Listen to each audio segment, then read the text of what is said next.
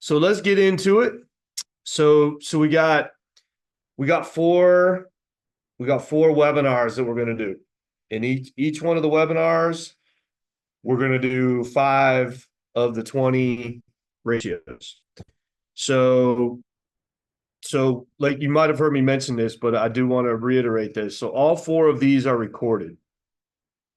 As you are going along in your project, I would encourage you to come back to these recordings and listen to them again, especially if you're having challenges with a specific ratio, or maybe it's a couple of ratios. Because my intent for what we're going to do in these 4 webinars is to go over some of the same things that we talked about in class, but in greater detail. So I want to give you more examples. I mean, I've already interacted with some of you already, and so I take that feedback and I'll put it into these webinars. Okay, so I do also want to mention that you all are going to have a new classmate. Julian, he works at a credit union in Louisiana, and he was at Southwest CUNA Management School for year 1, and he wants to transfer into Circus. So Craig's meeting with Julian later on today, but Julian Gautreaux will be joining your class here very soon. So if you see his name pop up, please, offer to help him get started here at Circus as well. So as we're going along today or through any of the webinars, so it's the same rules of engagement that we had in class, which is if there's a question that pops into your mind, start typing in the chat, or take yourself off mute, or whatever you want to do, because the webinars, like class, it's not about me talking at you. It's about Tim talking with you for an hour and a half each Tuesday for the next 4 Tuesdays. So don't worry about interrupting me. It still is true that my conscious stream of thought is 3 seconds at a time. So I don't know what I'm going to say next anyway. So don't worry that you're going to interrupt me. Okay. Before we get started into the project, going into the ratios, one of the things that I do want to reiterate. I know I said this in June, and I'll keep saying it because I know it's true. The sooner you get started on this, the better off it's going to be. I know life can happen. I know things come up, and so at a bare minimum, go get your data. Start putting it into a spreadsheet. Calculate the ratios. Okay, calculate the ratios. See how that looks. Like some of you have already done. I mean, you can send me an example. Tim, how does this calculation seem okay, or whatever the case may be. So start compiling the data. Don't wait. April is going to be here before we know it. Okay, so start putting the data together. When you are looking at peer data, or let me back up. When you are looking at your credit union's data on the NCUA website, if you do not tie out exactly to your credit union's financial performance ratios, that's okay.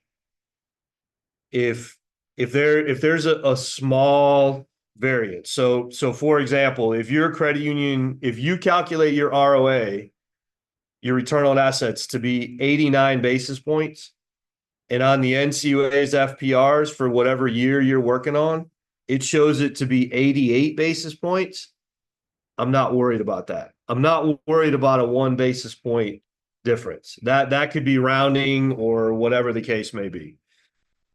If, however, you calculate your ROA to be 89 basis points and the NCUA's website says it's supposed to be 189 basis points, we can't overlook that. We've missed something. Okay. So, and that example that I gave you that's one of the things that comes up on ratio number 10.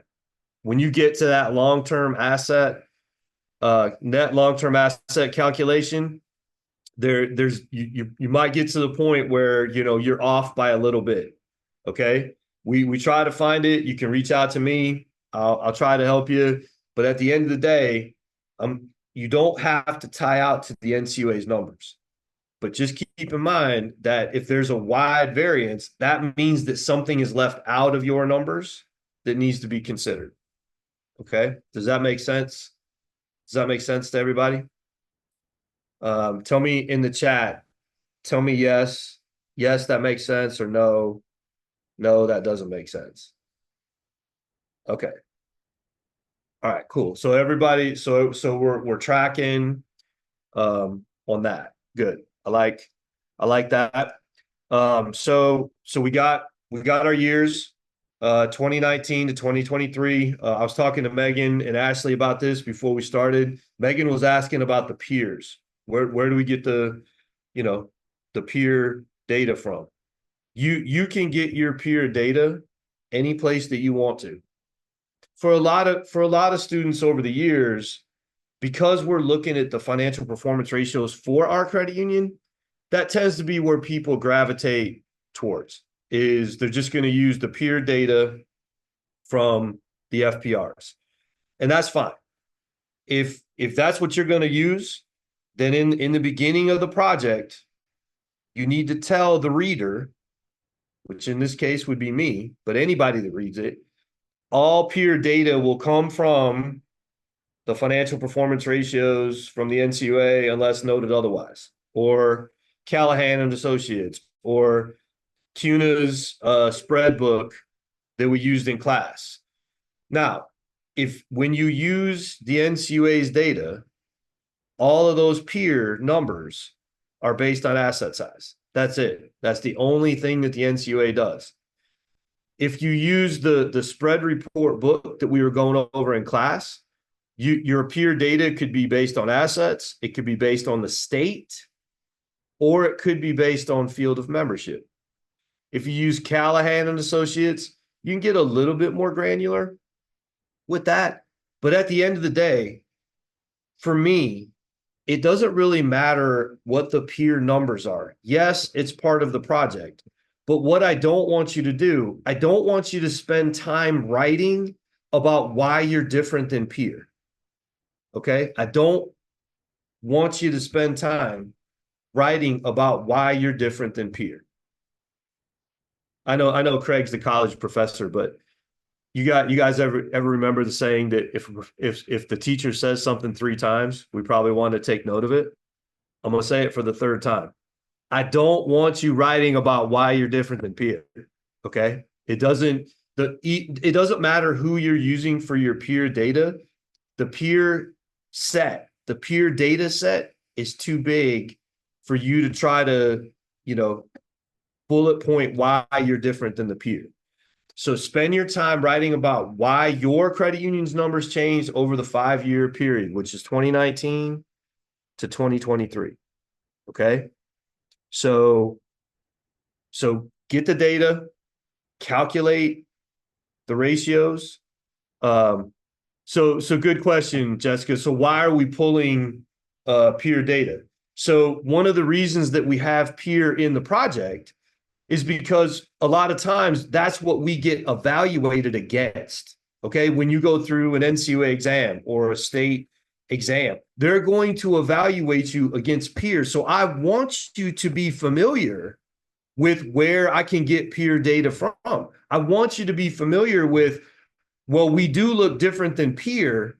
And, maybe I can try to ascertain why that is. But the peer is always a standard for us in the credit union movement. So therefore, I want you to be familiar with, hey, we got our numbers, and then I got the peer data as well. Now, I'm going to spend my time writing this project. But, you know, if I need to, maybe I can dig into, well, why are we different than every other credit union in the state of North Carolina, or whatever the peer numbers are. So that's why we still want to have the peer data in there, but that's also why it's only for 1 year. Okay. And the 1 year of peer data for you all is going to be 2023. So just, you got 1 year of data. It's the last year. That's what you're going to put in the project. Does that help, Jessica? That's a great question, or great curiosity to it. So if there are other questions, I mean, keep them coming. Okay, it's part of the project. I've seen what they do at other CUNA management schools, and they spend a majority of their time, not a majority of it, they spend a lot of their time like researching the peers, but they create their own peer sets. So they literally, if the credit union's $10 billion, well, they have to go out and they create their own peer set just based on the credit unions that are more than $10 billion in assets. So, I mean, there's different ways to go about it, but for us at Circus, I just want you guys to explain why the numbers change. Okay, why your credit union's numbers change. Average assets. When you calculate average assets, it's assets from the current year plus assets of December of the prior year. Add them up, divide by 2. When you make that calculation, you can then just keep using that same average asset calculation for every ratio that requires it. Okay. So April 15th, 5 p.m. Eastern Standard Time. April 15th, 5 p.m. Eastern Standard Time. There's 2 things that are going to be due in the LMS. The first thing is the project as it's outlined, which is going to be all of your ratios. You're going to articulate each one of those. You're going to have other parts of the spreadsheet that you're going to talk about. That project is due on April 18th at 5 p.m. The other thing that's due is I need you to also submit your spreadsheet that shows all of the calculations. I need you to submit your spreadsheet that shows all of the calculations. Okay? Because I need to validate that you have calculated all the numbers and not just taking the numbers from the NCUA's website and plugged them in and whatnot. So I need to see that the calculations actually have occurred. So those are the 2 things that'll be due on April 18th, 5 p.m. Eastern Standard Time, and that's a Friday. So that way, everybody can go have a big time that weekend, right? Let's see, Megan. I have the KPI and 5-year ratios on 2 separate. Yeah, that's fine. If you got it on 2 separate spreadsheets or 3 whatever. If you got the numbers on different spreadsheets, yeah, just submit the spreadsheets so I can see the calculations. Great question on that. Okay, so that's some of the project, right? So here we go. There's two types of ratios. There's key ratios, and then there's historical ratios. Most of your ratios are going to come from the historical ratios. So I've got them listed here based on the numbers. Now, as you can see, whether it's historical ratios or the key ratios, there's not all 20 ratios. So that's where, for some peer numbers, you might need to go find or try to ascertain, is there peer data somewhere else? Okay, so get the historical ratios, the key ratios from the NCUA's website. And again, these numbers are a guide. They guide you based on the calculations. So when you make the calculations, you should be relatively close. And if you're not, then that is a stop sign to say maybe there's something else that I've missed. So let me look at the numbers. You can on the LMS, Craig put out there the report that I got from the NCUA that outlines how all of these ratios are calculated from the call report. And when you look at those ratios, it's a bunch of numbers. The numbers correspond to a cell on the actual call report. The numbers correspond to a cell on an actual call report. Historical ratios, key ratios, financial summary, those are not the actual call report. Historical ratios, key ratios, financial summary, those are not the actual call report. The call report is it's numerous tabs, and on those tabs, so somebody at your credit union, or maybe it's people, a number of people at the credit union, every quarter they go through that call report and they have to fill out all the data that's in there. The cells, the numbers that you see for how those ratios are calculated, they correspond to those cells in the call report. And I'm saying that because when you get to something like ratio number 10 or ratio number 20, number 10 is net long-term assets, number 20 is the solvency ratio. When you get to those and your numbers are off, I would encourage you to get that report from the LMS that shows how the NCUA calculates those numbers. Go into the call report, go into those cells on the call report and see what goes into it. Okay. So it'll take some time the first time. It'll take some time the first time. Once you get used to looking at a call report, then you're going to be good. Okay. Denise, if a credit union has to reinstate their call report, does NCUA updates the key and historical ratios? That's a great question. To my knowledge, they do, but it's going to take them some time before they do that. So when a credit union if a credit union changes their call report, it's not going to get updated in the ratios until the next run, which would be the next quarter, is my understanding of that. But that's a great question. So again, these ratios from the NCUA's website, use it as your guide. Okay. It gives me an idea on what the numbers should be, but it doesn't mean that I have to match them exactly, because if the NCUA is rounding numbers and I haven't rounded numbers, well, I'm going to be off a little bit. A little bit's okay. And you know, if you're conflicted about, well, is this close enough? Send me an email. Okay. Give me a call. You guys got my cell phone. It's on the first slide, but I'm gonna put it here in the chat as well. And you guys can text me, you can call me, whatever the case may be. But my cell phone is available to you all whenever you need it.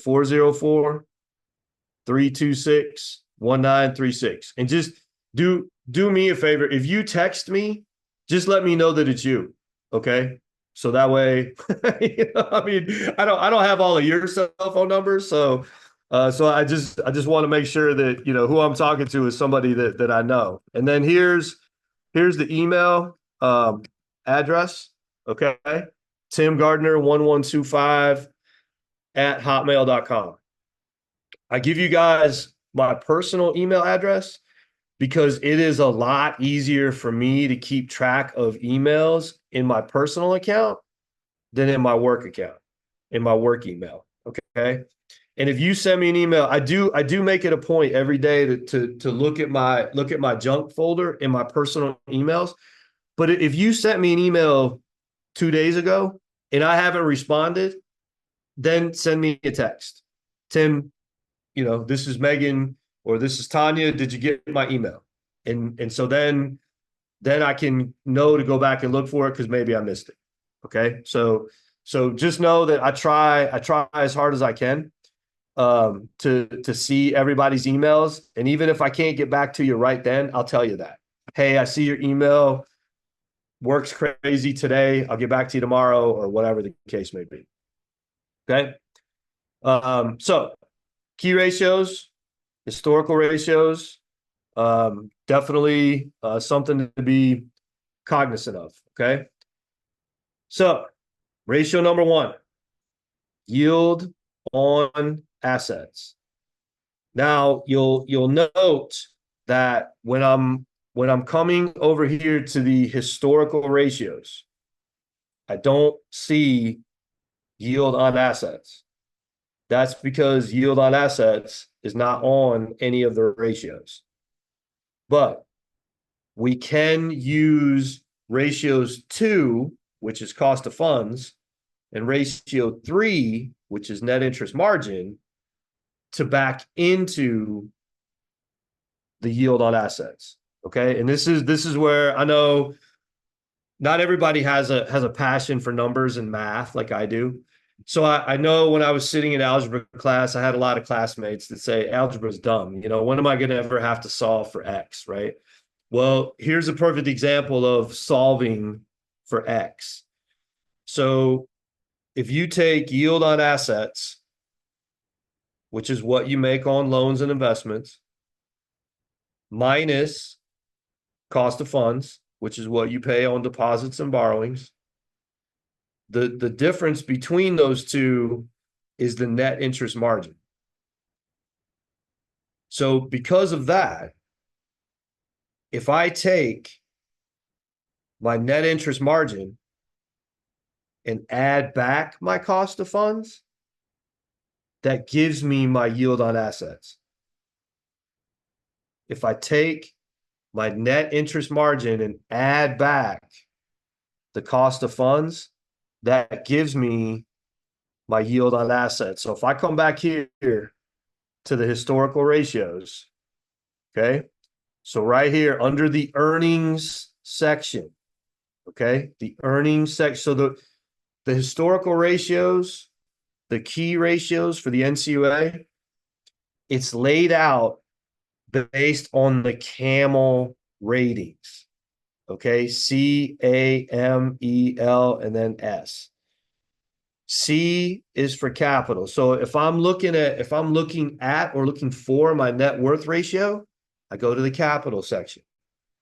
When I get to delinquencies and charge-offs, I'm going to go to asset quality, which is the A in CAMEL.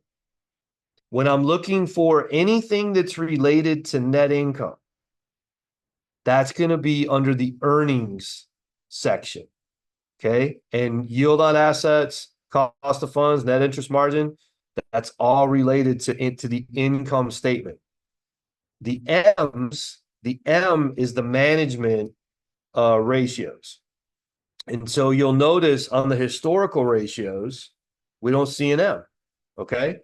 And that's because the M, this key ratios was something that the NCUA added or started to calculate differently about 3 years ago.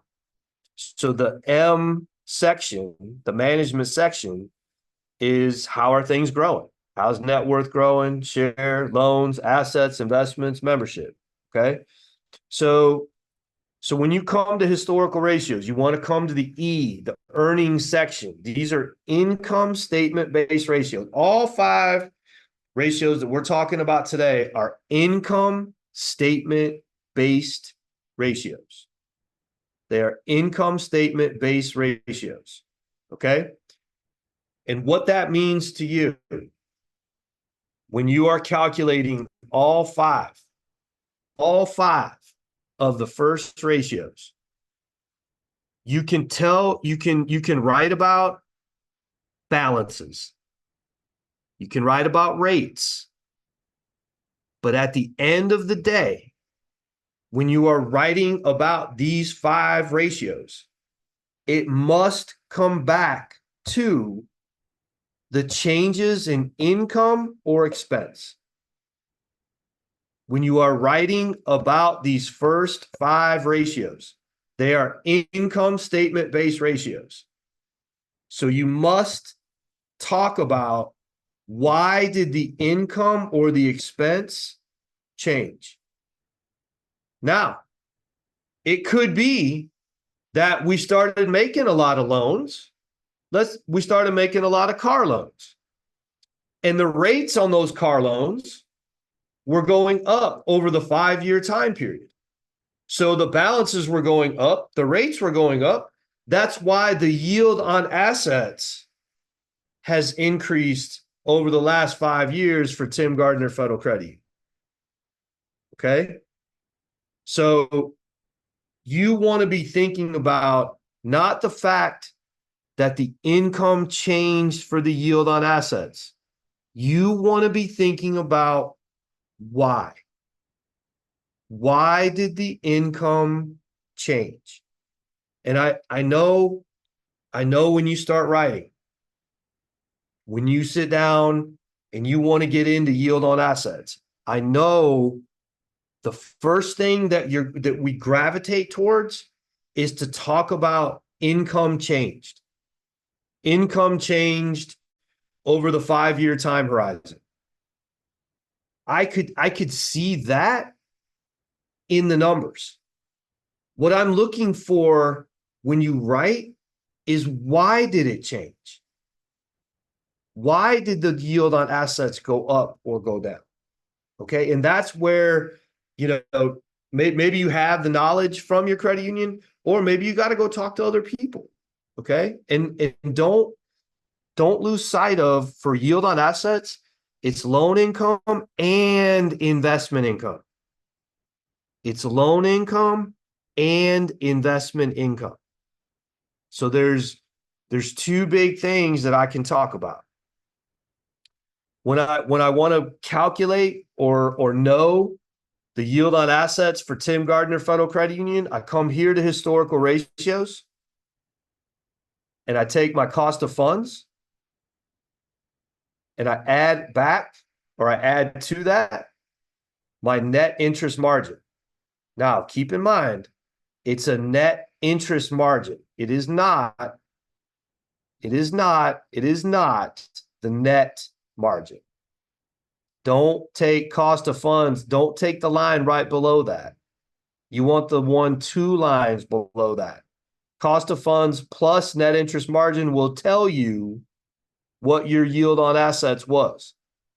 So if I come over here, we take some numbers real quick. So cost of funds at CDC Federal Credit Union was 6 basis points in December of 2019. My net interest margin was 258 basis points. So if I take 258 plus 6, what's that number going to be? 264 basis points, right? That was the yield on assets for CDC Federal Credit Union in 2019. So if I take 264 minus the 6, that gives me the 258. That's how I know that I'm calculating these numbers, and then I'm making the calculation again to double check the numbers. That's also how you're going to get the peer data. Okay, that's also how you're going to get the peer data if you're using the financial performance ratios. Okay, you're just going to take the peer net interest margin and the peer cost of funds, add them together. That's what the peer yield on assets is. Okay. So yield on assets. The numbers have changed, right, over the 23 years. And I get that. And so when we talk about, well, why has it changed? I know that COVID happened. Okay. I just want you guys, I'm not the sharpest tool in the shed. I'm not the brightest light bulb in the room or anything that denotes a smart individual, but I do know that COVID happened in March of 2020. So when you are starting to write about the ratios, I mentioned this in class. I want to mention it here again. It's not accurate to say COVID happened, and that's why our yield on assets went down. That's not an accurate statement. The accurate statement would be because of COVID, we had to decrease our loan rates. Or when COVID hit, the investment yields went down to zero or close to zero or 25 basis points, whatever it is. And that's what caused our investment income to go down. It wasn't that COVID happened. It was the fact that rates came down and we bought a lot of investments. Or we needed to decrease the rates on our loans because we wanted to try to make loans. So even though we were making loans in 2020, the return on those loans, the yield on those loans, the overall yield on our assets was coming down because of the rates, not because of COVID. You can start with COVID. I get it. But at the end of the day, when you're writing about the ratios, it doesn't matter that COVID happened. What matters is what did your credit union do? What matters is what did your credit union do? That is what you want to write about. Don't write about, the Federal Reserve did this or COVID happened and then this other thing. None of that matters in the project. What matters in the project is what did your credit union do? Okay. Does that make sense? In the chat, tell me yes or no. Tell me if that because I know from experience that we want to gravitate towards those big macroeconomic situations that occur. Okay, I get it. I know that's where we want to gravitate towards.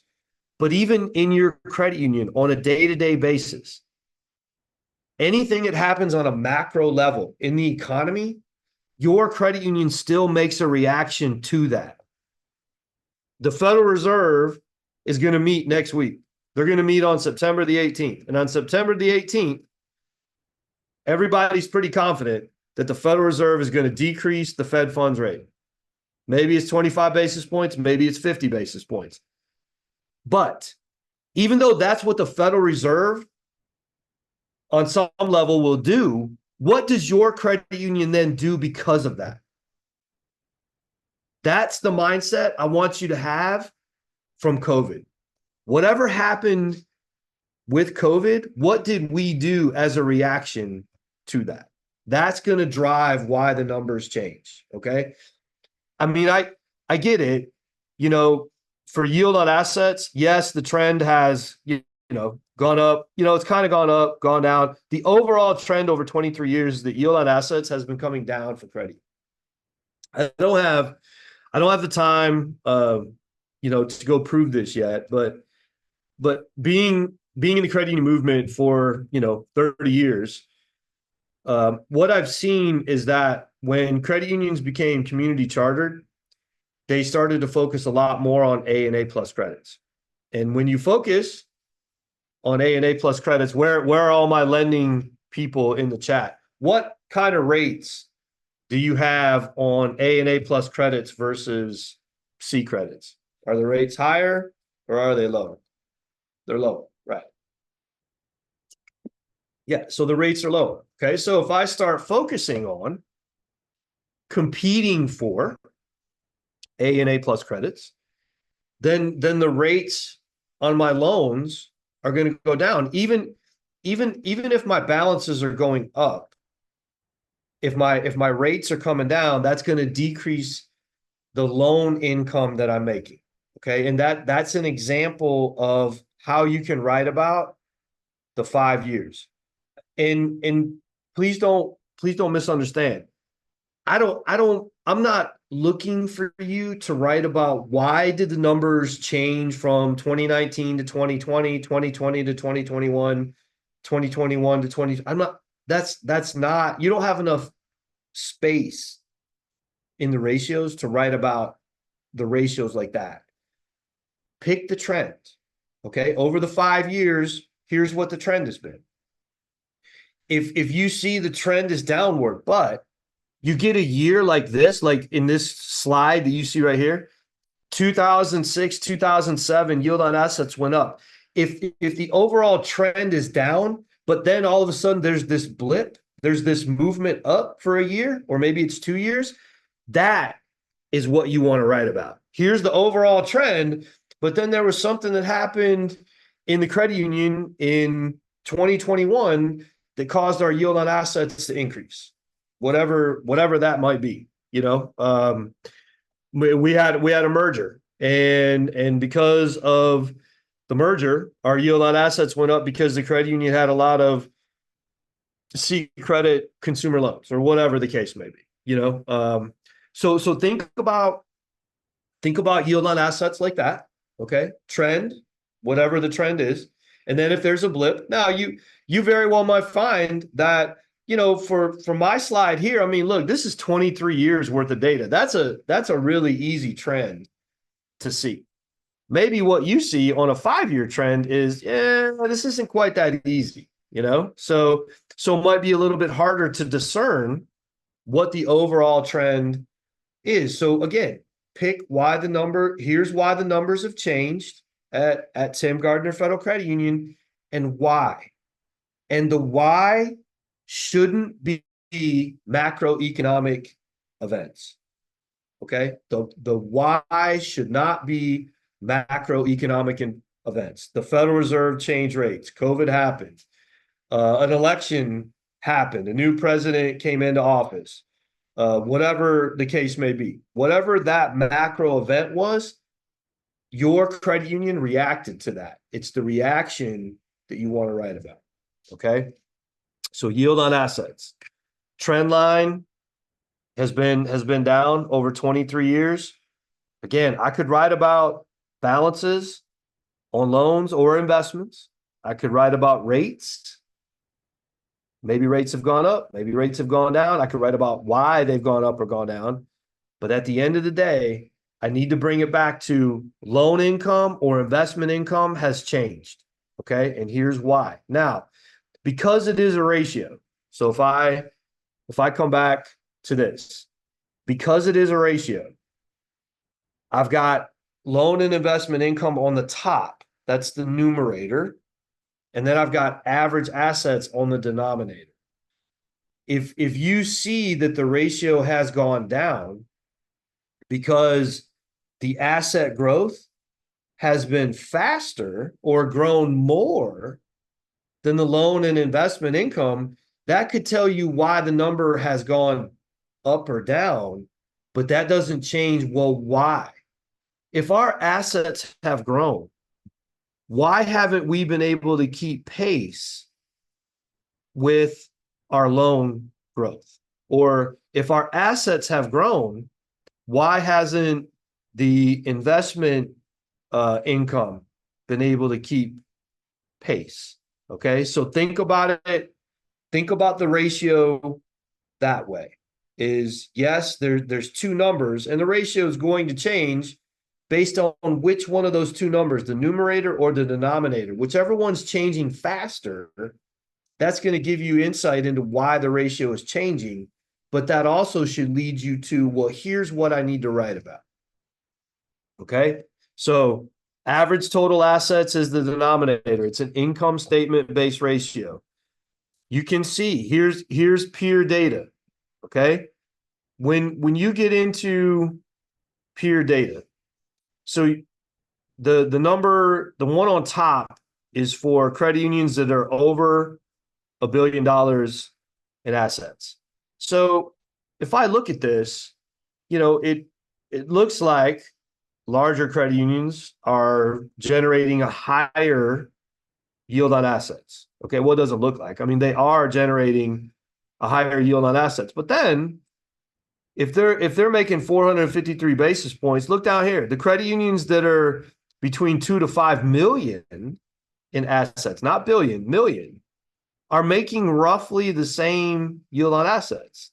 So why would that be? Right? Why would that be? And this helps helps us to understand some of the things that we can be looking at. If I've got a $2 billion credit union and a $2 million credit union, the larger credit union is probably going to be able to make different types of loans. Fair statement? Probably going to be able, not, they'll be able to make commercial loans. They'll be able to do real estate loans, larger real estate loans. So they're going to be able to buy, more complex types of investments, which will give you a potential higher return there.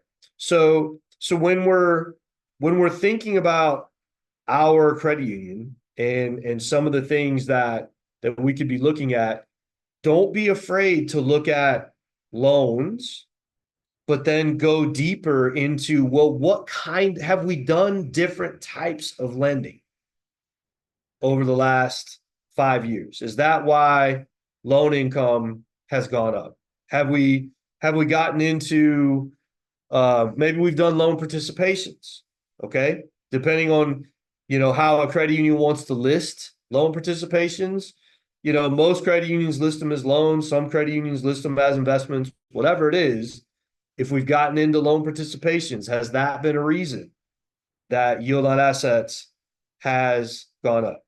Okay, so just looking at the stratification of credit unions, we can kind of get a sense of, well, this credit union must be able to do different types of lending. I mean, you guys saw for us at CDC, our yield on assets isn't very high. So if I come back here, and I mean, even if you come over here to December of 2023, our cost of funds was 109 and our net interest margin was 195. So our yield on assets was 304, right? Which isn't very high when you look at peer. So peer cost of funds was 90 basis points, but the net interest margin was 321. So that tells us that, so the peer is over 4%. So for us at CDC Federal Credit Union, we're 100 basis points behind peer. And the biggest reason for that is that we didn't start truly growing our loan portfolio until about 3 years ago. So even now, I mean, our loan to share ratio as a credit union is closing in on 40%, 40. And we're extremely excited about that. But, when I got here, we were an investment shop. And so for the yield on assets for CDC, yes, it's gone up. But a lot of what I would write about is the fact that, we've been buying different types of investments instead of, making different types of loans, which could have increased or had a higher yield on assets. Okay. So that's just an example of how we want to think about this. Okay. So yield on assets, a lot of information right there. Any questions on yield on assets? Comments or concerns? In the chat, tell me no questions, or yes, there are questions, and then tell me what the question is.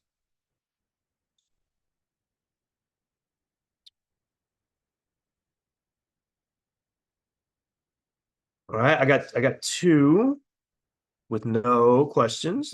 That's awesome. There you go, Ashley. I love it. No questions yet. Okay, all right. So yield on assets, ratio number 1. This is if you want to go into the spread book, the credit union spreads that we have. Here's where you could go to do that. The page that you would go to identify those peer numbers.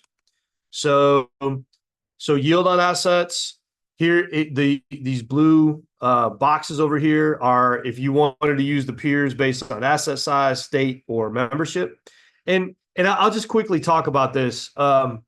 So the NCUA's peer, as I mentioned, is all based on assets. So if your credit union is not community chartered, maybe you're like us at CDC. So for us at CDC, we have a primary seg, which is the Centers for Disease Control here in Atlanta. But then we also focus on basically three other segs. So it's the Centers for Disease Control, Emory Healthcare Systems, which is a hospital, Children's Healthcare of Atlanta, which is the largest hospital in the Southeast for kids, and then the city of Tucker. Now, all four of those segs are in one county. They're in DeKalb County here in Metro Atlanta. So for us at CDC, yes, we look at, the NCUA peer data, but we also spend a lot of time looking at membership data. So healthcare credit unions, how are they doing? How do we compare to those peers? Because, we know that for us, most of the credit unions that are in our asset size are community chartered. So therefore, they have more things that they can do than what we've done in the past. So again, just another example of how, yes, the FPRs are the easiest ones to get. You can use those, but there are also other peer numbers that you can use, and then why that is. And then here's some of the things that we've talked about. And here's an example. Very, very well written, which is why I included it. And as you can see when you read this, some of the things that really stand out to me on this one. A picture is worth 1,000 words. And so I really like let's see. So Denise, do you want us to speak to all three peer groups or just one? Great question. Just one peer group. You pick the peer, whether it's FPR, Callahan, spreads. If you do the spreads book, there are three different peers, but you only pick one. Okay. And then you speak to that one. Great question on that.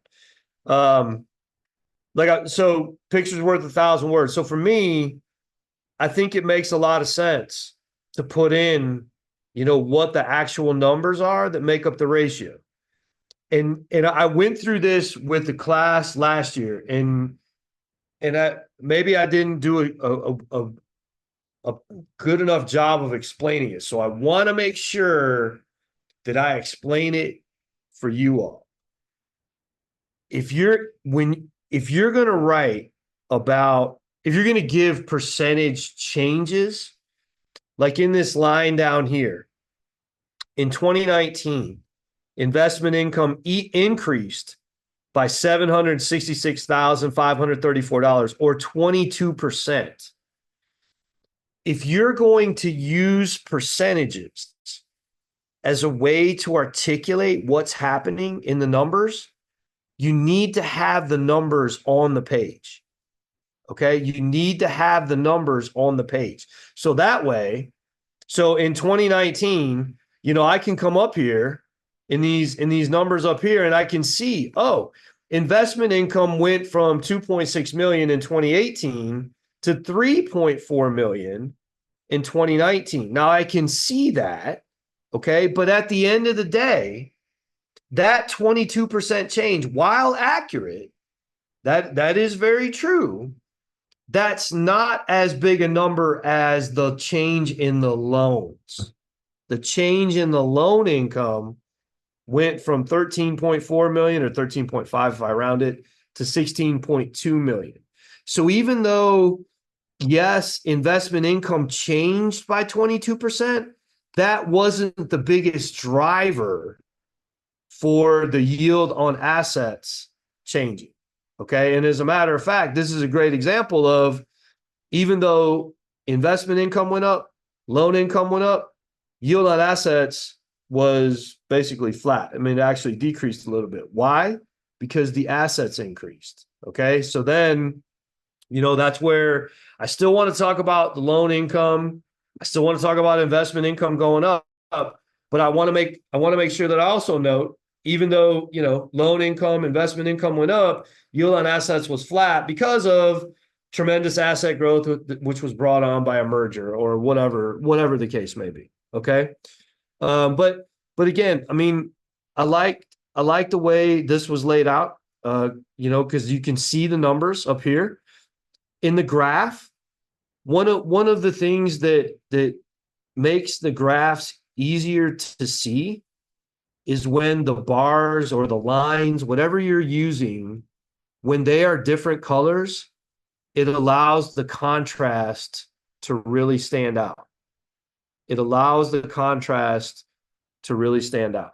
Okay. You don't have to. It's not, I mean, it's not like you're going to get knocked down 10 points on the project if you have all of them be gray or black or whatever the case may be. But again, it's contrast. Okay. And when you're speaking to the numbers that are in the graph, the more contrast you have, the easier it is to draw my eye or anybody else is reading it to that particular part of the numbers that you're writing about.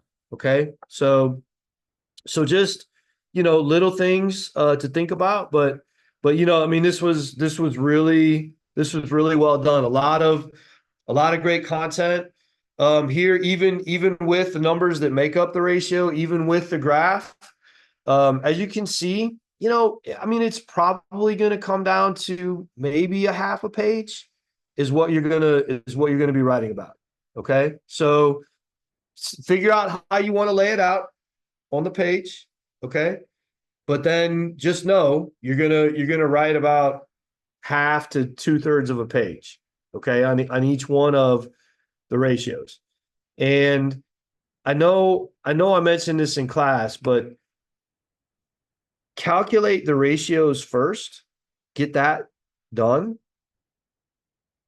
Work on your graphs so that way you can see the visualization before you start writing. Okay. Now, I mean, everybody's different, but from all the years that I've been doing this, those are the things that the students have said that have helped them. And when you write, do one at a time, do yield on assets today, and then stop. And then do cost of funds tomorrow. And then do net interest margin next week. Space it out. Okay. Give yourself a break, a mental break. Grading these projects for all these years, I know it's easy to spot the folks that let it come down to the last minute, because what happens is they sit down on the project and they write and they try writing the whole project in a day or two. And yeah, yield on assets, I come out like a house on fire, right? I mean, I got this. I'm writing this so well that I'm pretty sure, even though the top end is 100 points, I'm pretty sure I'm going to get 150 points on this. It is so well written, even if I have to say so myself. And then, by the time you get to, ratio number 7 or the common size balance sheet section, you're exhausted. Okay. Because all of this stuff is going to seem like it's just running together. Okay. So that's where you got to space it out. You got to give yourself time to say, this is where I'm at today. This is what I want to spend my time on, and then I'm going to put it away because I got life. I got the adulting thing, right? I think the adulting thing's really overrated, but we're all here, so we gotta get through it, right? So, that is yield on assets, okay? And that's just an example of one that I thought was really well done, okay? Ratio number two, cost of funds. Cost of funds is found on the historical ratios report. Cost of funds is what you pay on member deposits and borrowings. Now, for you guys, starting in the summer of 2022, interest rates really started to rise rapidly. And what that meant for a lot of us in credit unions is that we started to see cash flow out of the credit union, deposits leave the credit union. So we had to increase our cost of funds quite rapidly. Like you saw for us at CDC, I mean, in 2019, our cost of funds was 6 basis points. At the end of 2023, it was 109 basis points. So I would encourage you, because a lot of you are going to see that same phenomenon in 2022 and 2023. I would encourage you to write about, the trigger to the increase in the cost of funds was that cash was leaving. So we had to create CD specials, or we had to create a different type of money market account, or whatever it was. And that helped us stabilize our deposit base is probably how we're going to write about a lot of that. Okay. So yes, the expenses went up on the deposits, but that was done to try to keep deposits in. Now, if we had to go out and borrow money, well, there's also an expense to that as well. Okay. Now, some of you, it's not going to be all of you, but some of you are going to find that your credit union borrowed from the Federal Reserve from the Bank Term Funding Program, the BTFP, the Bank Term Funding Program. That's what the Federal Reserve created at the end of 2022 to try to help with liquidity in the marketplace.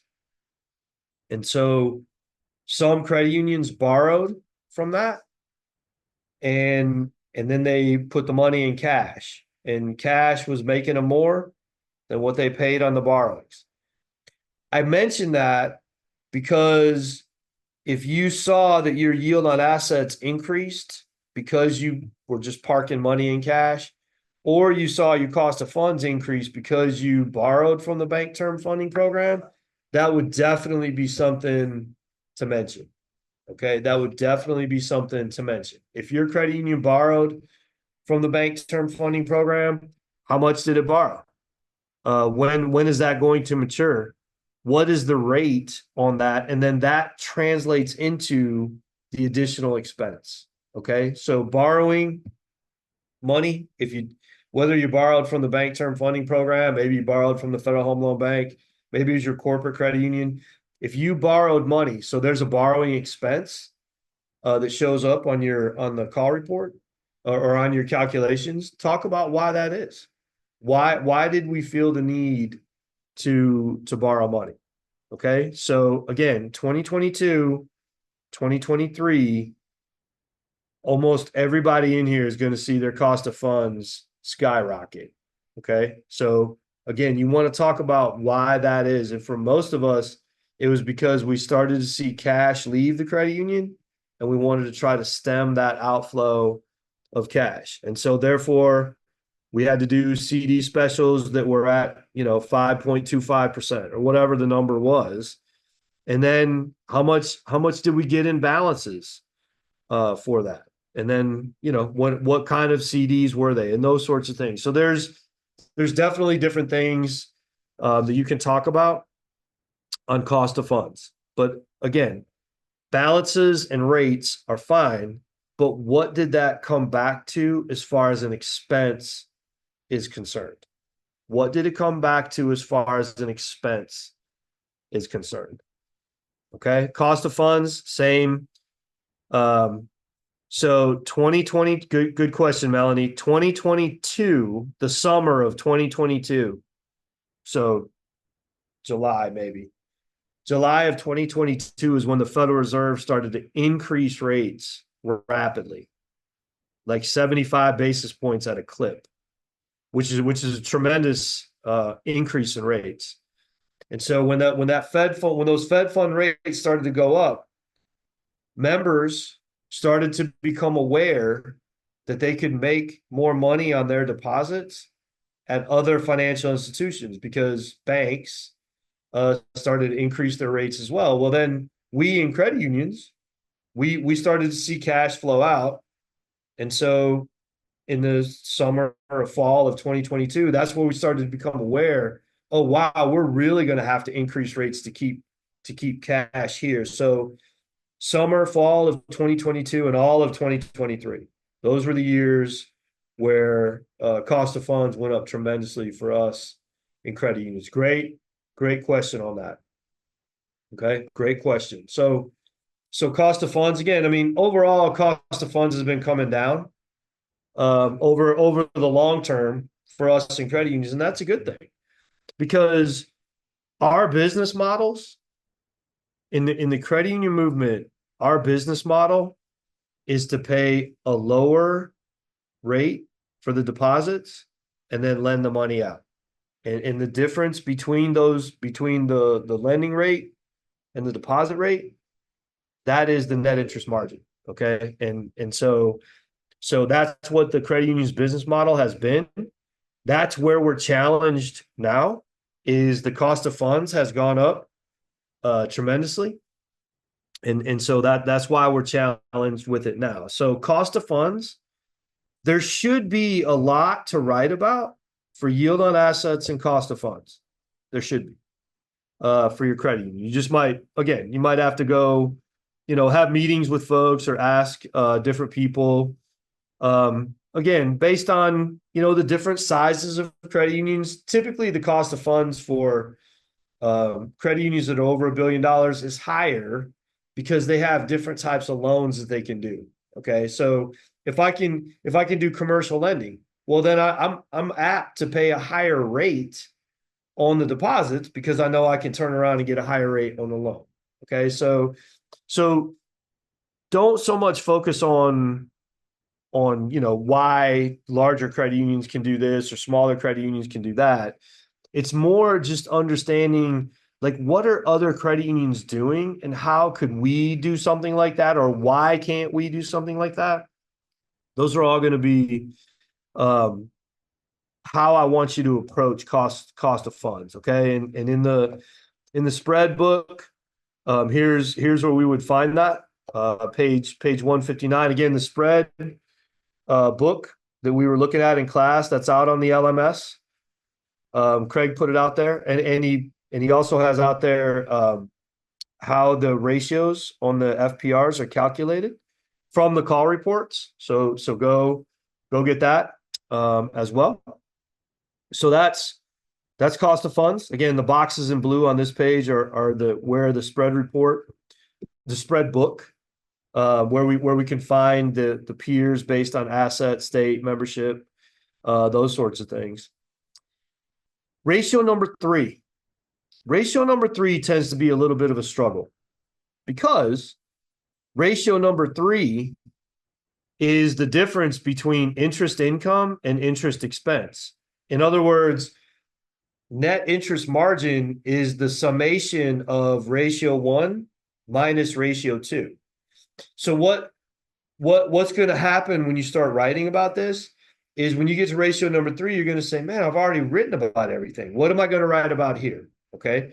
And that's where I encourage you as you're going along in ratio one and ratio two, if you find that there's a lot of things that have helped increase yield on assets, as an example, write about one or two of those in depth on ratio number one, yield on assets, but then hold back something that I can bring back to the net interest margin in ratio number three.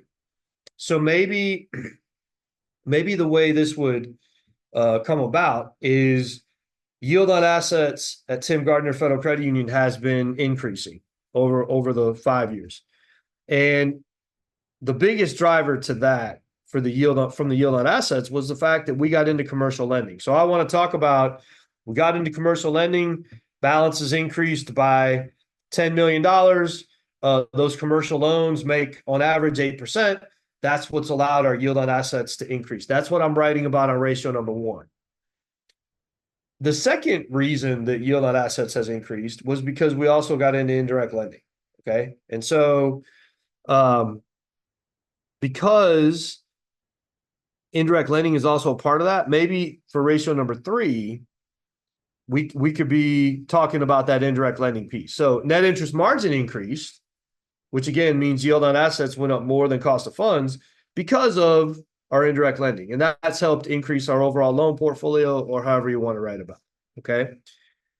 So for net interest margin, hold something back from ratio one and ratio two. So that way you got something to write about in ratio number three.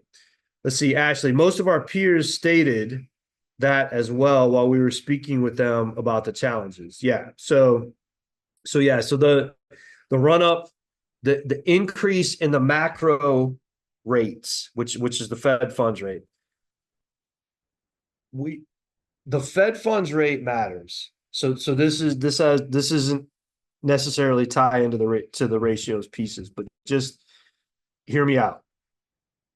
The Fed funds rate matters to financial institutions because the Fed funds rate, which that's the one rate that the Federal Reserve has direct control over. So when you hear that the Federal Reserve is going to meet next week and that they're going to decrease the Fed funds rate, that's the only rate that they directly control. The Fed funds rate is what institutions pay each other to borrow money overnight. Okay, so when the Fed funds rate went up or down, that has a direct impact on deposit rates. The Fed funds rate has a direct impact on deposit rates. So if a bank can, earn more money by parking its money with the Federal Reserve. If the Federal Reserve says, you know what, we've been paying 25 basis points for you to park your money overnight with us at the Federal Reserve, and now we're going to pay you 1%. We went from 25 basis points to 1%. Oh, fantastic. I like that. So now, instead of offering 5 basis points to the members, we can offer them 50 basis points. So now the members or customers, if they're with a bank, become aware that, oh, well, now I can make 50 basis points. Let me put more money over here. And all the while, that financial institution's paying that member 50 basis points because they're making 1%. Well, as the Fed funds rate went up, that's why it puts so much pressure on the deposit rates, because the large financial institutions started to move their rates up because all of a sudden they can make more money overnight. And so now they're willing to pay more. Well, then that brings the whole marketplace right along with it. Okay. And so that's why when you hear that the Federal Reserve is going to meet, it's one rate. It's the Fed funds rate. I'm going to put it here in the chat. It's the FOMC, the Federal Open Market Committee. The Federal Open Market Committee. That's the name of the committee that Jerome Powell chairs. That committee is the one that sets the Fed funds rate. Okay, so when they said inflation's going up, we got to try to cool the economy a little bit. That's how they did it. They increased rates, which all of a sudden gave people an incentive to save money, to tie up money in certificates of deposit. Okay, so now all of a sudden, instead of spending money, people are saving a little bit more money. And the other thing that did is that increased expenses for a lot of financial institutions. It increased expenses for a lot of companies because now things started to cost more. Okay, well, if expenses start to go up, what happens over time is eventually things are going to cool down, because where am I going to pass those expenses on to? Or who am I going to pass those expenses on to? Customers, right? So all of a sudden the prices go up, the expenses start to go up. And then you get to a point where people are like, I mean, man, groceries are expensive. Gas is expensive. Maybe I just don't need to take that vacation anymore. Okay. So then all of a sudden, prices, i.e., inflation, peaks, and then it starts to come back down. Well, the Fed has left the interest rates high and inflation has continued to come down, which is why they're probably going to decrease the rate next week. So that's again, that's the macro lesson for why the deposit rates went up, but you still have to bring it back to your credit union. We saw this happening. We saw money start to flow out. We saw, $5 million leave in 1 week. And we decided as a credit union, we needed to act. Well, here's what we did. We created a CD special that brought in $10 million in new money or whatever it was, but that also spiked our cost of funds. Okay. So that's how you want to write about that. And then yield on assets, ratio 1, cost of funds, ratio 2, net interest margin, ratio number 3. Leave something from ratios 1 and 2 to talk about in ratio number 3. Okay, net interest margin. Tell me in the chat, does that make sense? Yes or no? Let me know how you guys are doing. Where are we at? There you go, Denise. Yeah, for today. Yeah, sounds great when Tim's talking about it. Okay. All right. Okay, good. So, all right. So we got that. Now, ratio number 4. Okay. Here's the point. So ratio number 4, also on historical ratios, net operating expenses. I say this every year, and I want to emphasize the point again to you all. When you are doing ratio number 4, it is not the operating expense ratio. It is the net operating expense ratio.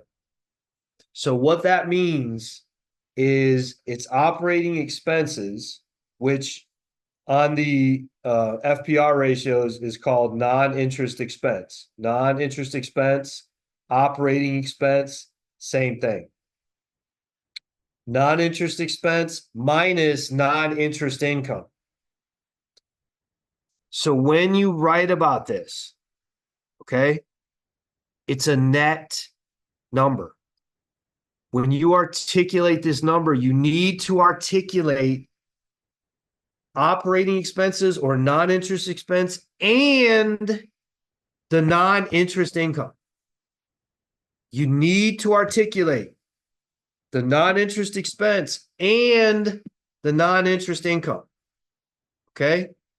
It's not going to help the cause for your score if all you talk about is the operating expenses, because this is not the operating expense ratio. It's part of it. Don't get me wrong. It's part of it. It can be a big part of it. But at the end of the day, you got to talk about the non-interest income. Okay? So operating expenses. Let's just break this down real quick. The biggest part of operating expenses is comp and benefits. People. Okay? So for most credit unions, comp and benefits probably going to be something like 40 to 60% of the entire non-interest expense or operating expense ratio. But there are other things that go into that operating expense bucket. Okay, there's technology expense, there's loan servicing expense. There are other types of things that go into it. So when you see operating expenses or non-interest expense has gone up, you are more than good. You would be more than good to talk about comp and benefits. But keep in mind that comp and benefits comes up in a lot of other ratios as well. Okay? So maybe the way we talk about ratio number 4 is non-interest expense has gone up, but non-interest income has also gone up. Now the two biggest drivers to non-interest income, there I'm gonna put this in the chat. There's fee income, and then there's other income. There's fee income, and then there's other income. The biggest driver to fee income, NSF fees. Okay, NSF fee, courtesy pay. Yes, I will definitely give an example of other income. The biggest driver to other income is interchange income. Interchange income is what you make every time a member uses a debit card or a credit card from your credit union. Okay. So now that doesn't mean that those are the only things that drive non-interest income. Okay. Non-interest income, like non-interest expense, there's a lot of different things that go into it, but that's what I need you to articulate. Okay. What is it that's driving this? So as an example, maybe your credit union has started, you sell the mortgages into the secondary market. But when you do that, you keep the mortgage servicing rights. In other words, the payment still comes to the credit union from the member. And then you pass that payment on to whoever bought the loan, the mortgage. Well, those mortgage servicing rights, that could be an example of another source of non-interest income that we started doing, and therefore we saw an increase in that. Maybe it could be you charge a loan application fee. Like I've shared with some of you, a good friend of mine is the CEO of a credit union that's whatever 750 million now. They charge $25 to apply for a loan, not to get it, to apply for a loan, and their loan to share ratio is over 80%. And so for them, that loan application fee, that's a big driver. Now, the catch, the reason that they can do that is because they tell the members, we'll never turn down a loan. You might not like our counter offer, but we're never going to deny your loan. Okay. So I mean, for them, that's a big source of non-interest income. So think about it. Think about non-interest income through that lens. For a lot of us, it is going to be courtesy pay or NSF fees. It is going to be interchange income. So maybe what you've seen. So here's the net operating expense ratio. Okay. The overall ratio has come down over the years. I mean, it's kind of plateaued on us a little bit, right? So it's kind of plateaued out at, somewhere around 175, maybe 190 basis points. So why would that be? That's where we can then get into, well, here's the operating expenses for the credit union movement. Okay. Here's the operating expense. What do you notice about the operating expense ratio? Now, this is the operating expense ratio, not the net operating expenses. This is the operating expenses. What do we notice about this ratio? Look, this is 23 years worth of data. If you compare that yield on assets, that's been coming down. Cost of funds has been coming down. Net interest margin, kind of plateaued. Operating expenses for us in credit unions over 23 years, it's basically the same. For all intent and purposes, I mean, sure, we get some blips here and there, 2006, 2007, 2008, it went up, but for the most part, it's flat. If we were a manufacturing company or we were manufacturing companies, what that would mean is that our expenses are fixed, no matter what volume does. For my lending people, when you have, 4 loan officers, you got 4 loan officers, whether you're doing $2 million of loans a month or $20 million of loans a month, right? So even though the volume ebbs and flows, the people, the number of people doesn't change.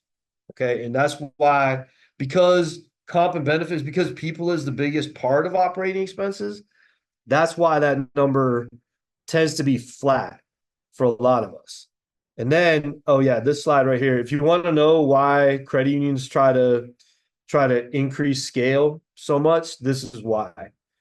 This is the true definition of economies of scale. So credit unions that are over $1 billion in assets, their operating expense ratio is around 280 basis points. And as you can see, for most other credit unions, it's a lot higher than that. This is economies of scale. Economies of scale is an economic term that means I can produce the next widget, whatever the widget is. I can produce the next widget for no additional expenses needed to do that. Is why credit unions are in a race to get larger. And so operating expenses has flatlined, but one of the things that's helped us out in the credit union movement is this non-interest income number. So you can see that around 2005, 2006, 2007, this is when we turned on courtesy pay. So we have been, we've been living on NSF, courtesy pay, however you want to call it, for about 15 years. We've been living off that amount of money. Well, 2022, 2023, that number starts to come down. So if I was going to ask you guys, why would you say courtesy pay has come down in 2022 and 2023? Tell me in the chat? What would be a reason? Okay. Yeah, there you go, Denise. Junk fee issues, right? So in other words, the CFPB is focused on do credit unions and banks properly charge courtesy pay fees? I mean, you've seen, credit unions getting in trouble for sequencing checks. If I want to optimize the amount of courtesy pay income, I clear the biggest check first, right?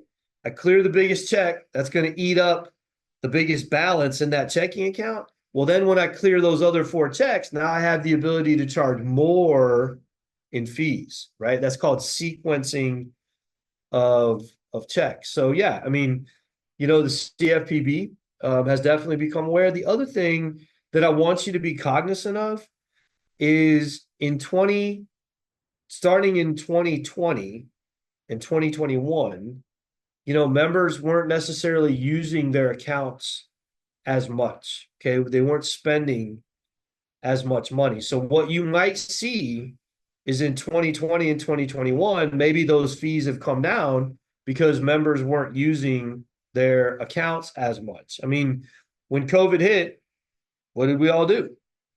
We all went home. Well, I mean, not all of us, but a lot of us went home, right? We were working from home and that kind of stuff. And so we weren't spending money the way that we used to. Well, that is the biggest reason that deposit balances built up. It wasn't the government stimulus checks. It was the fact that people just weren't spending money. So when you do ratio number 4, talk about both non-interest expense and non-interest income. Non-interest expense and non-interest income, because those 2 numbers is what makes up the numerator. Okay, the number on top. All right. So that's ratio number 4. Again, here's a really good example that was well done. Again, numbers on top. Okay, operating expenses. Again, this might be entitled non-interest expense, and then non-interest income. So when you look at these numbers, you can see that from 2018, the non-interest income went from 5.5 million to 8 million. Okay, so that's a fairly decent jump in the number. So let me ask you guys this. So which way, if this ratio is getting better for your credit union, if this ratio is getting better, is it going up or is it going down? Is it going up or is it going down? Oh man, I can feel the eye rolls on the camera. Like, Gardner, come on, dude. We didn't come here. We didn't come here to think, right? Yeah, there you go. You guys got it. Yeah, it goes down. And how do you know that? Because expense is in the title of it. Net operating expenses. So if we're getting better, if we're decreasing our net operating expenses, that's a good thing. And maybe we've decreased our operating expenses. Maybe we've increased our non-interest income. Okay. So a lot of different things, but you want this ratio to go down. And it's going to go down because operating expense, non-interest expenses coming down or non-interest income is going up. Okay. So great job on that. Ratio number 5. Ratio number 5 is the first one where we're going to go to the key ratios to see that. ROA. Net income over average assets. Okay. So per usual, I'm running out of time. Man, 90 minutes is just not enough time. So we get to ROA, ratio number 5. So by the time we get to ratio number 5, we've talked about loan income, investment income. We've talked about deposit expense, borrowing expense. Those two numbers, when they're summed, create net interest margin. I've talked about operating expenses, my non-interest expense. I've talked about non-interest income. So the one thing that you haven't talked about when you get to ROA is your provision for loan loss. So just like I mentioned on ratio number 3, when you get to ratio number 5, try to find some things that you can hold back to talk about. But just keep in mind that provision for loan loss is one of the things that you haven't talked about yet. Now, for some credit unions, maybe that's a big deal. For some credit unions, maybe it's not. But I throw it out there because it's something that that you can talk about in this ratio. And if ROA has gone up or gone down, whatever it is, was the provision for loan loss, a reason for that. And again, COVID happened. We went into lockdown in the United States in March of 2020. And so if you see a provision for loan loss increase in 2020, you don't want to say that happened because of COVID. You would say, well, there was uncertainty as far as what that might mean to our loan portfolio. So the credit union decided to increase the provision for loan loss.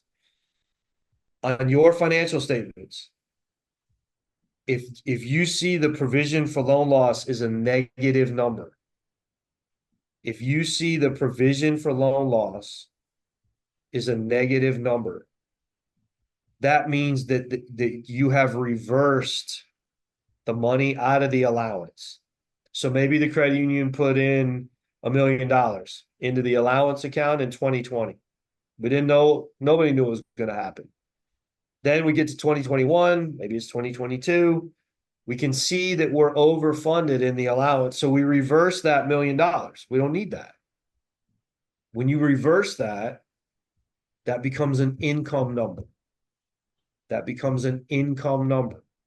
So if you see that your provision for loan loss is negative, and you feel that that's influencing or has influenced the ROA, that's how you would talk about that. Okay. So when you get to ROA, you want to have some things to talk about, right? So just know that if you can hold something back from one of those, from some of those first 4 ratios, there might be something that you can talk about as far as influencing ratio number 5. Okay. So ratios 1 through 5. Questions on this? These are income statement based ratios. It's not the entire project, okay? But the ratios are a big part of the project. So get the project outlines or the outline and start pulling your numbers in, pull your data in. So that way you can start putting the project together. The first 5 ratios, they are all income statement based ratios. They are all income statement based ratios. So therefore, everything that you write about in ratios 1 through 5, it has to come back to the income or the expense. You can talk about balances, you can talk about rates, talk about whatever you want to, but at the end of the day, it has to come back to those income and expense numbers. Okay. So that's what we got for today. Next week, next week is the same time. It's the week after that where we're doing it in the afternoon. But tell me in the chat, does this make sense? Was this helpful? Or what, I mean, if there are questions, throw them out there. What do you got? I mean, I know we're over by a couple of minutes. You're very welcome.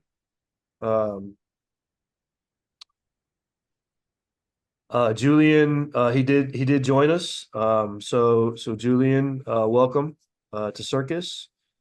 And this webinar that we did today is recorded. And so the recording, like Craig mentioned, give him a couple of days. It'll be out on the LMS. You got my. I'm gonna put it in here in the chat again. So my cell phone is 404-326-1936. My email is timgardner1125 at hotmail.com. Okay. Use those. Again, if it's easier for you to shoot me a text, by all means do that. But just again, just let me know that it's you. So that way I know it's a legit text. If you send me an email, and you have not heard from me, 2 days afterwards, send me a text. Hey, Tim, just wanted to check and see if you got my email. Okay. I always make it a point to respond, even if it's just to say, I got the email. Things are crazy at work. I'll get back to you, tomorrow or the next day. But I do respond. I do try to respond. Just to, let you know that I got it. Okay.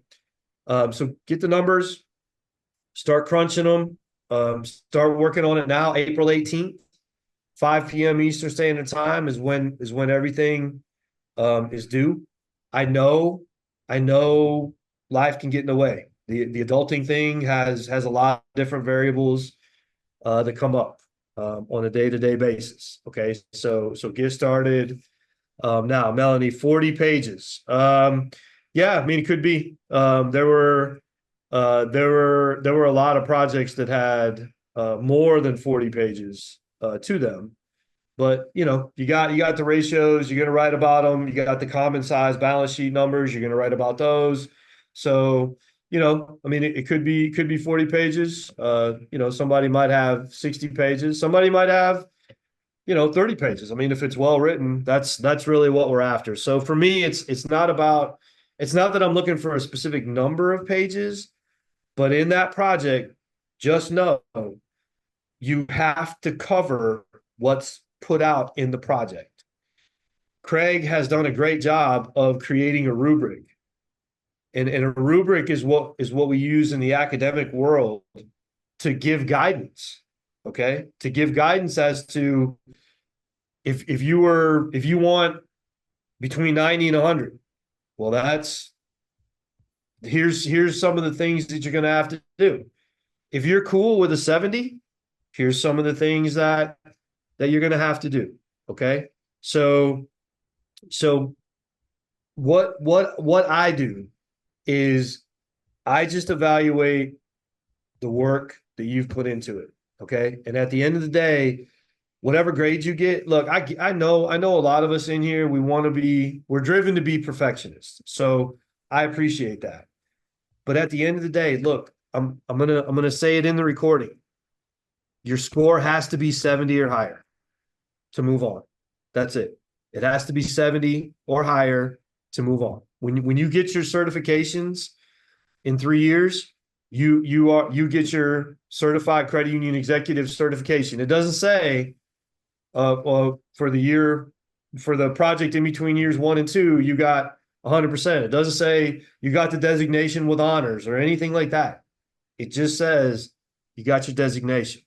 So as you're going along, just know the point of the project is to learn how to do things that are going to help us become better managers, better vice presidents, better C-suite people, whatever the case may be. That's the goal of the project. Okay, so don't so much get lost in, I got a 90 and I wanted 100. But as we're going along, if you have your heart set on 100, then what you would need to do, or what you would want to do, is to interface with me a lot, because you have the rubric, okay? You have the outline of the class, or the outline of the project. You have these webinars, and you have access to the person that's grading the papers. So if your heart is set on 100 for some reason, then man, you're going to be sending me your stuff on a regular basis. Like, Tim, how does this sound? How's this looking to you? And at the end of the day, if you want 100, I mean, I'll do everything I can to help you get there, but I'm not going to, I can't say, yes, this is 100 until the whole project's been submitted. Okay. So that's what I got for today. I apologize. We're a couple minutes over. I'll try to be better next week when we get together. Okay. But Melanie, I mean, great question. There's a certain number of pages that you're going to have in the project, but it's not, it's not a specific number. I'll just say it that way. But great question on number of pages. The rest of y'all, great questions as well. Thank you, Megan, for welcoming Julian into the class. You got my cell, you got my email. Any questions between now and next week, hit me up. If not, we'll do it at the same time next week, same bat channel, and then we'll go from there. Okay. So you guys have a great day. Craig, you got anything for the good and the order, my friend? No, Tim, I think you covered it. Same week, same time next week. I'll be posting Right. it in a couple days. Okay. Sounds good. Y'all are very welcome. Have a great day, y'all. I'll talk to you. I'll talk to you soon. Take care. Bye, everybody.